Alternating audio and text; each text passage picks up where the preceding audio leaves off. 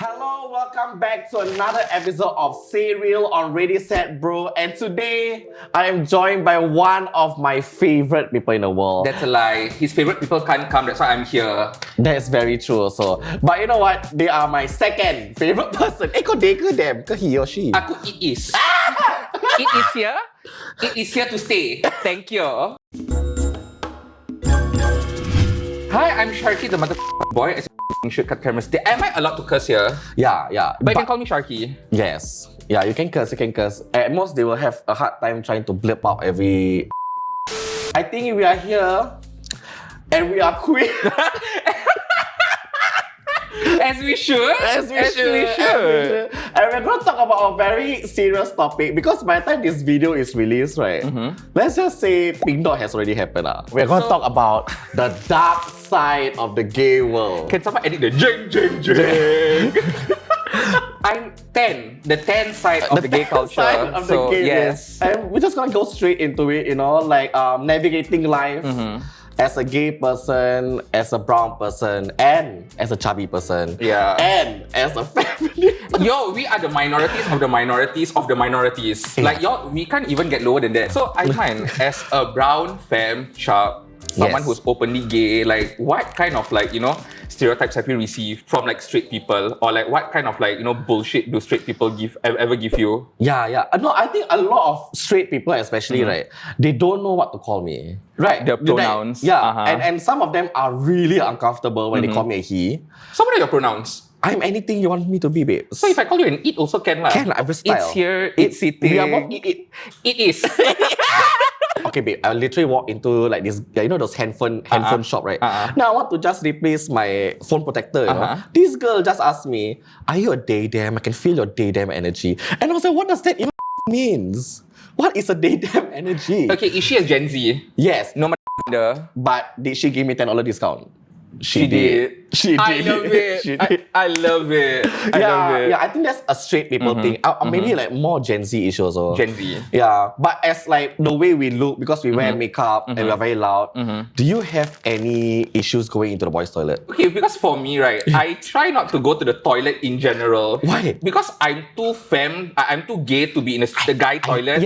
I'm too guyish to be in the girls' toilet. Yes. So usually in clubs, right, what I like to do is I hold it unless they have a handicap toilet. Even in shopping malls lah. Even in shopping malls. You can ask any one of my friends. I always use handicap toilet. Same. Yeah, not because I'm hooking up lah. Yeah. Well, I think toilet is an issue for me. Yeah.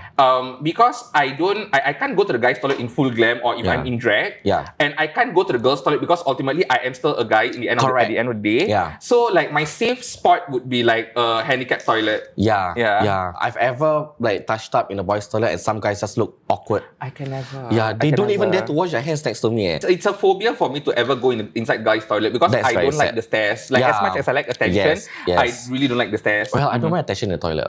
That's for another case, wait, that one for? So right now, I think it's very socially accepted. As much as I would like to bash the Gen Zs for being stupid as but they did give us an opportunity to be out loud and proud. But at the same time, in the it's double-edged sword. It is because at the same time, as much as us queer people, we want to get accepted and the inclusivity perspective in all this in LGBT culture. But the LGBT culture itself has a problem. Yes. And we can't even accept, the people of our own. Yeah. And how is it going to be like if, outside people see that? Like speaking about that, it's because I know in our community, right, there's this prevalence of worshipping the brighter skin tones. Let's be honest lah. If you're not Chinese, it's harder. It is. And back then, at our time, especially when we didn't have Tinder, we only had Grindr and Jack. Let's be honest. Have you used it? I've never. Don't step. It's safe to say for both of us that it has always been about preferencing or what it's a very specific niche of people that they're looking for in the gay apps. Yes. And I've known about this since ITE because I was very open about my sexuality in ITE. That's when I opened up. And I've already been exposed to the specific niche that these LGBT people are looking for. Correct. It's always no chubs, no femmes, no Malays, no Indians. Exactly. Why? Y'all do understand that Indians and Malays are the one with the 9-inch cock, right? What y'all... I don't have lah. I'm built to be a bottom. Yeah, same.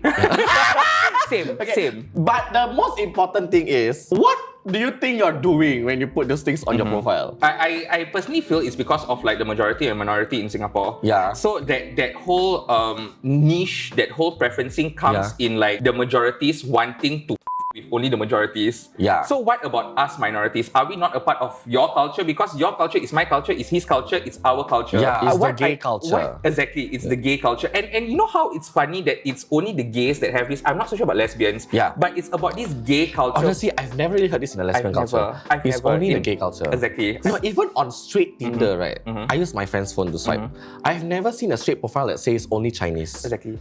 And if let's say the guy's not interested in a Malay girl, he doesn't actually put it on his profile. Exactly. He just don't swipe. Exactly. Or if they match, he just don't reply. I don't understand how this is a bio by itself. Yes! No, the problem is the fact that it's in a bio. Because like, if let's say I'm not interested in Malays, right? I can just ignore it. Yeah, facts. Yeah, but when they put it on their profile, like what is this statement are trying to say? You know what? It's like showing off. You know, like how army men, when they are guardsmen, they make it a bio, like something to flex about. Oh, a guardsman of 2021. Wow. It's exactly the same for this gay culture. Yeah. It's not a flex. Like you're preferencing, like you know, especially as a Malay. Yes. I'm half Malay, half Indian. I'm a chap, and also I'm femme. Yeah. I don't think what you're looking for should be in the. You can just ignore. Yeah. If you don't like something, if you don't like someone, or you don't like the color of their skin, you don't like the size, you don't like their personality, I think if you can see and you can predict that, oh, this person is not up to my standards. Standards, swipe. Yeah. Or Left. just don't reply. Swipe. Or just block. Left. Yes. So then do you think this is racism or is it just preferences? I think it's borderline racism to me personally. I mean, it's a give and take, because I do understand that some people do have preference. Like, do you have preference? I do. I do have preference too. And the thing is that my preference have never crossed the lines of, oh, I'm only looking for Chinese. Oh, I'm only looking for Malay. Oh, I'm only looking for Indian. Has never. Preferences is like, I prefer milk, but sometimes I also drink chocolate milk. That is preferences, right? You can prefer something, but you're still open to other things. But I feel like it's only dangerous when the thing that you don't like becomes an ultimatum. Like, no, I will die not one Malay person. Why? Then my question is, does it really matter like who's sucking your dick? You know what I mean? The color of the skin. Like, babe. Brown, Chinese, Malay, Indian, if they're sucking the dick, they're still gonna suck the same thing, right? It's all in the mouth. And trust me, and I suck way better than most of y'all Correct. watching right now. You know why? Because you're performers. Pearl. Y'all got that. And somehow I got double teeth. People thought two people sucking the cock. Crazy, y'all. Crazy. Y'all are missing out. We're not missing out. Y'all missing out. He got double teeth. I just got the suction lah. And your ass. Yeah, I think that was a really good thing to talk about, because I think that since it's Pink Dot now, and a lot of these people, they have no chap, no femmes, no mess for mascara or whatever. All these people are actually going to Pink Dot to celebrate equality, to fight for acceptance, Xx.vier. And yet these are the same people, right? That after Pink Dot, right, they go back to Grindr and their profile is still no chap, no femme. Do you know that? You know, it's fun fact. Do you know that Pink Dot is actually not like just a celebration, but it's also a protest. Yes, and it's a protest. I don't think people know a lot about this. I think they just want to be there because they just want to be there. People think Pink Dot is gay Coachella. Correct. Then they go there for the picnic. Take photo, listen to the music, dance, then they on Grindr, see who's around. Correct. That's what people use Pink Dot for. But they forget that Pink Dot is a protest against Xx.vier and it's to fight for our equal rights. Correct. And by right, when you're there, you should be seeing all the different kinds of gay people in the gay community. Correct. So kids, educate yourself, because it's not just a Monty Gras, it's not just a Monty Gras Sundal. It's not just a celebration. It's not just what do you call that, Coachella for the gays. It's a protest. So yes, I just need to say, and I just need to emphasize this, that the reason why y'all have this pride parade and it's normalized in around the world is because of the trans and it's because of the femme. It's not because of the masculine gays. Correct. I just need y'all to understand that, because the femmes and the trans are the ones that has been fighting for our lives and fighting for gay rights since before times. Yes. Before Christ. When the dinosaur was still alive. Hallelujah. The gay dinosaurs were the ones who were fighting for our rights. Hallelujah. Preach! That is in Sharky 1 verse 5. I actually sound damn smart. Actually, damn dumb as there was a lot of grammar I will fix. Shut your face. Okay, so speaking about that, right? I think a lot of people now wouldn't understand that. Like, what does it mean when you say that trans and femme people are the ones who fought for us? Like, what does that mean? What you need to understand is that the femmes and the trans are the ones that face this kind of they get looked down, they get discriminated in the open because they are very loud and open about their identity. Whereas the masculine ones, I'm not trying to stereotype, but they are the ones back then they are the ones straight acting. They are the ones that are in the closet. They are they are just trying to hide their identity because they don't have to get discriminated in the public, whereas the trans and the femmes, they get discriminated in the public. So that's why there was a fight to begin with. This is what I realized, over time when growing up, and this is why I feel that it's very normal for us gays to be very attracted to masculine people, very manly, very like wearing the pants in a relationship. It's because of BLs, boy love dramas, because the whole drama, it always revolves around a manly man, and falling in love with a soft boy, yes, and then he get bullied in school, and then the manly man was the bully. And this is very normalized in this kind of like boy love drama,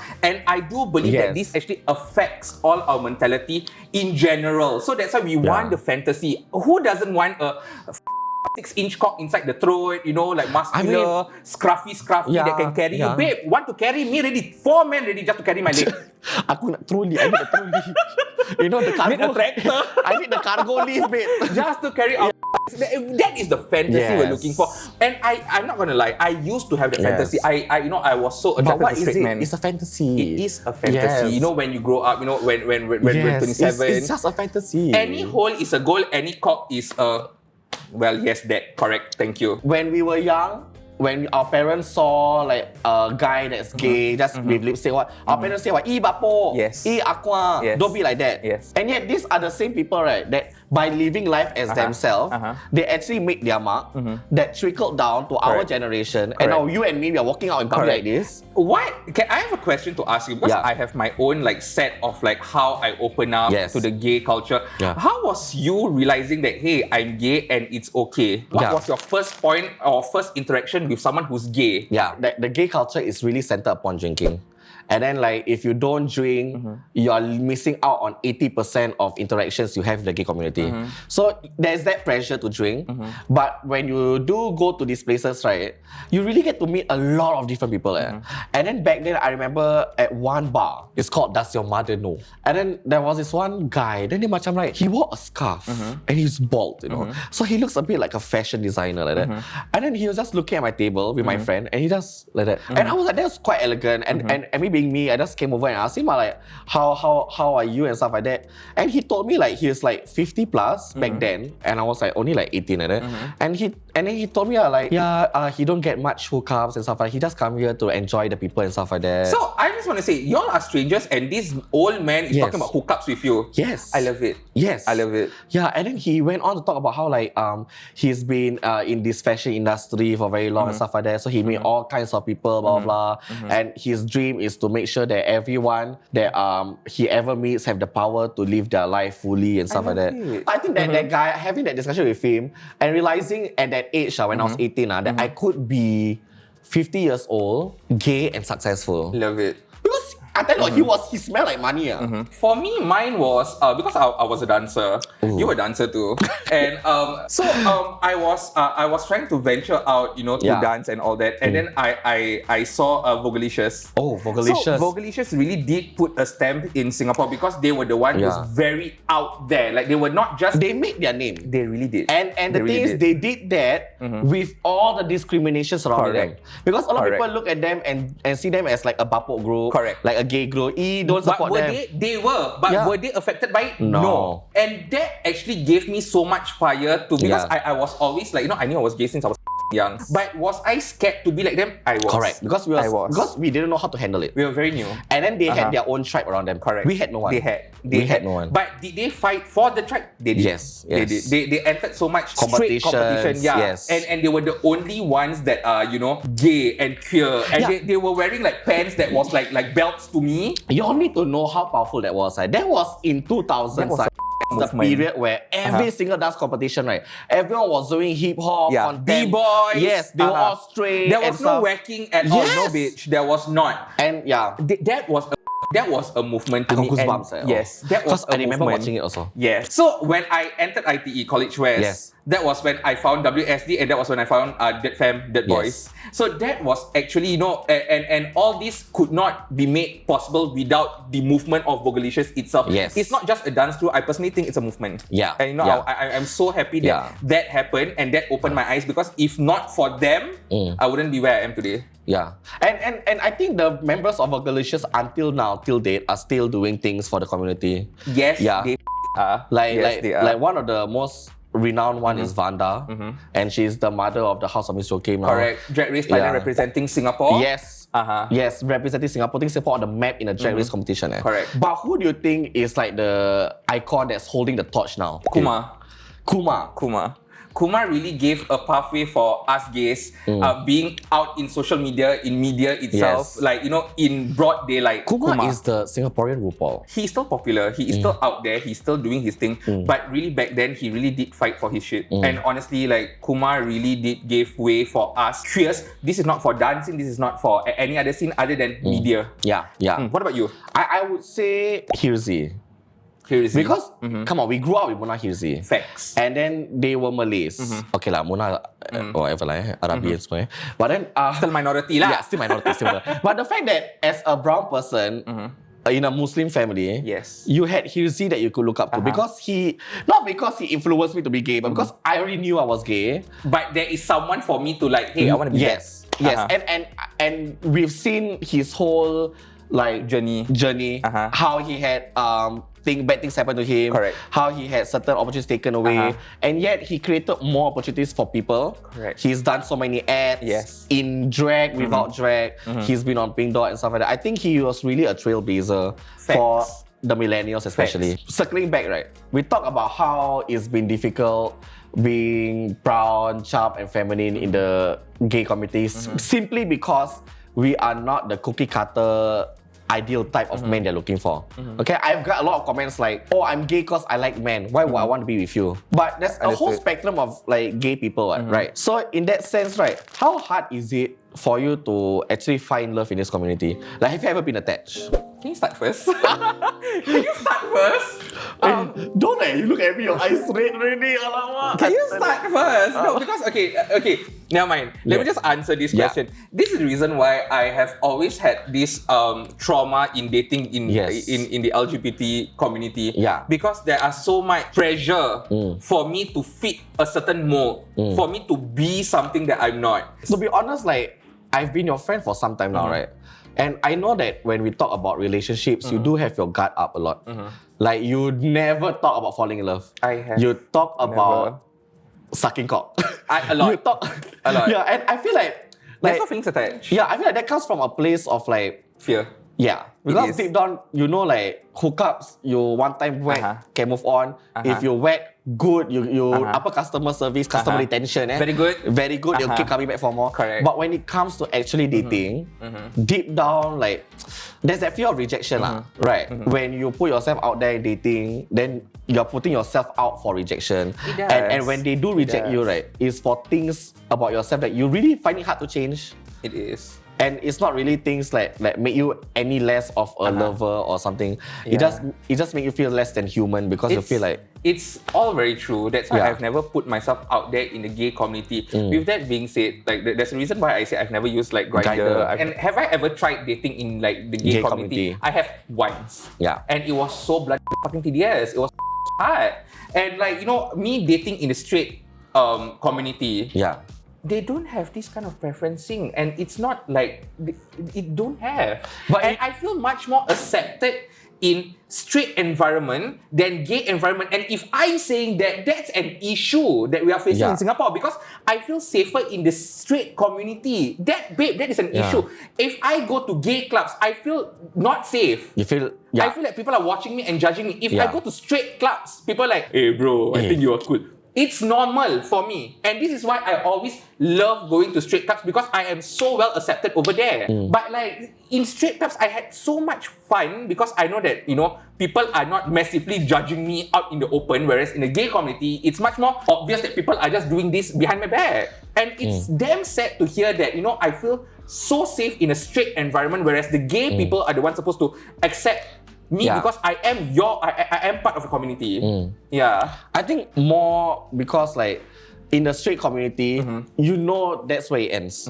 You know that they're probably down for some kinky shit. Correct. That's what they are looking for. Correct. And you are open to that. Correct. And it ends there because no feelings will be developed because you know they're straight and stuff like that. But when it comes down to our community, we always hope for something more, let's be honest. We do. Because at the end of the day, we want someone we can belong to. Correct. And it's quite hard because I'm gonna like say this, but I've never said this out loud before. And that's the reason why like I find comfort in like sex with like, you know, strangers. Strangers. Because at least, you know, I have warmth for like that 15 minutes when it lasts. Yeah. Because like I can't find that in home. I can't find that at my house. I can't find that at home. I can't find that in my own community because I don't receive that. But I receive that from strangers, be it straight, gay, bi. You know, I receive that from strangers itself. You know, 15 minutes of warmth. Do I know the person's name? No, I don't. And I think it's very common in the gay culture, especially like people like us, because, you know, we don't receive that love and affection from our own culture itself. But I'm like the opposite of you. What about you? That's the reason why I don't have sex as often. Because after the 15 seconds of the warmth and love and stuff like that, right? You last 15 seconds, that's an issue also. That's also an issue. Mine 15 minutes. That one 15 seconds issue. Rephrase. After the 15 minutes. 15 seconds, you should need to go gynecologist, check your lobang. Then after that moment of euphoria of having sex, right? I feel lonely. Do you? Yeah, like, cause I usually bring them over to my place. So after they climax and then they wipe down, they get changed. Then when they leave, I get lonely. Do you? Yeah. I feel like it is more highlighted after sex because I just had a person next to me. And then now there's nothing.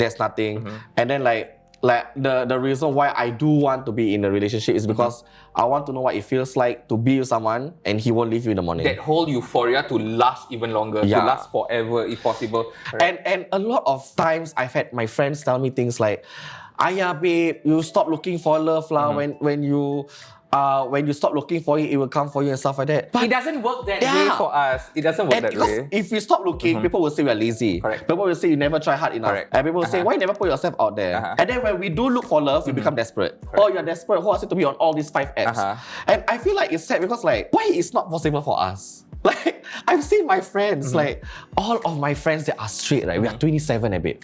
They are all getting engaged. They are getting BTO. Some of them have kids.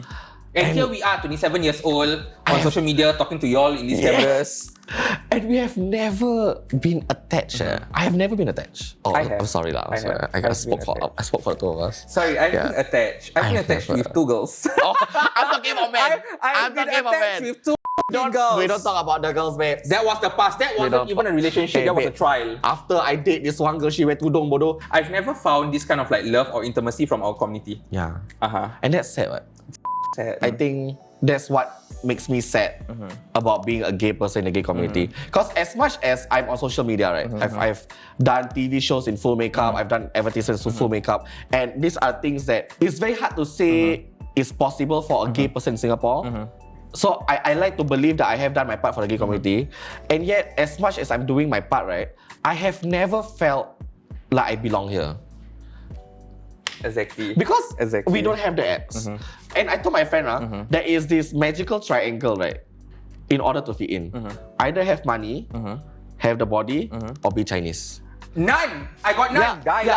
And the only way to really stand out, you need to have 2 out of the 3.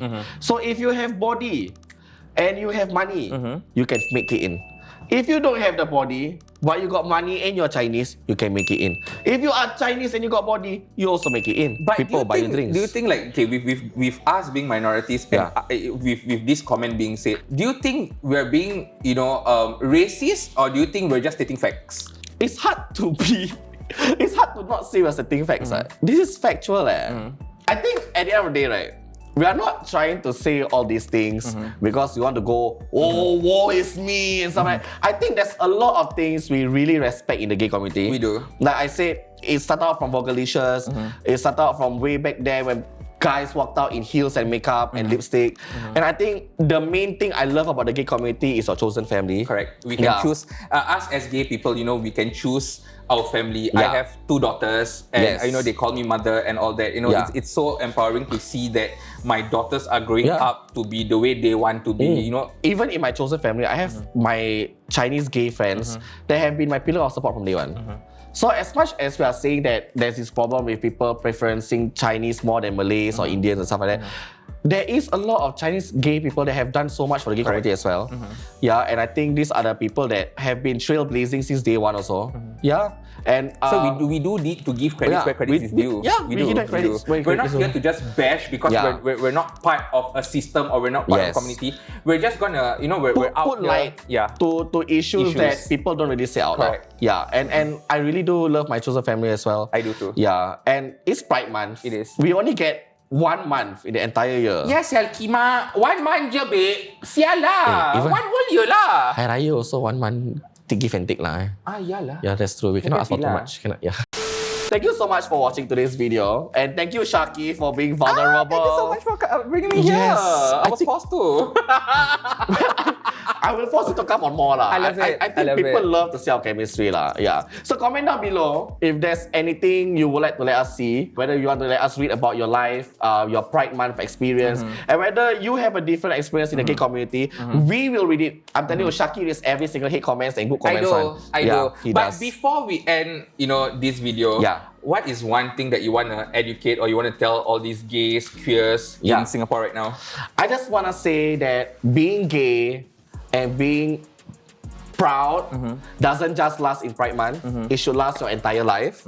And there's so many different kinds of gay people in the world. The sooner we start to accept our own gay people, the sooner the rest of the world will learn to accept us. Yes. Yeah. And I think that's a very good thing to think about lah. I love that. Right. I love that. How about you? For me, I think us as gay people, we need to leave a mark in the world. Because our existence really do have a meaning to it. Like we really do be bringing out strength in all parts of the world. Yeah. So if you're gay, if you really feel that that no one is there for you, DM me, DM Aiman. Yes. We are here to talk. We are here to bring families closer to us. We are here to fix what is wrong in our community. And with that being said, this is Aiman. This is Aiman. And that is Sharky. Bitch. And we're out. Yes. Bye. Happy Pride Month! Happy Pride Month! Yes! Happy Pride Month! Yes! Aquaman! Aquaman! He Aqua, I go. Aqua girl.